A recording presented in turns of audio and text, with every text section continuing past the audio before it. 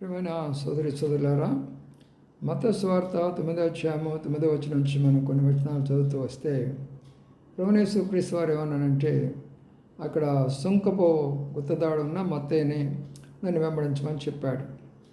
సరే, ఆయన పిలిస్తే ప్రభువైన యేసుక్రీస్తు వారు వాళ్ళ ఇంటికి వెళ్ళాడు, భోజనం చేస్తున్నాడు.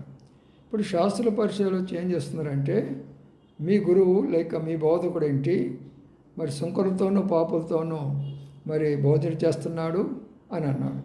అప్పుడు ప్రభు ఇచ్చిన జవాబు ఏంటంటే, మరి అనారోగ్యం ఉన్న వారికి రోగులకే కదా డాక్టరు, మరి రోగం లేని వారికి డాక్టర్ ఎందుకు అన్నాను.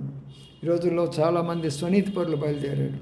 మా అంత నీతిపరులు లేరు, మేము పాపాత్మలం కాదు, మేము పుణ్యాత్మలు అనుకుంటున్నాం. అబద్ధాలు చెప్పలేదా, మోసాలు చేయటం లేదా, పగలేదా, ద్వేషం లేదా, తిట్టడం లేదా, బూతులాడటం లేదా, ఎలాగ మీరు పరిశుద్ధులు అవుతారు? ఒకసారి మిమ్మల్ని మీరు పరీక్షించుకోనండి, స్వనీతిని విడిచిపెట్టండి, ప్రభువుని అంగీకరించండి.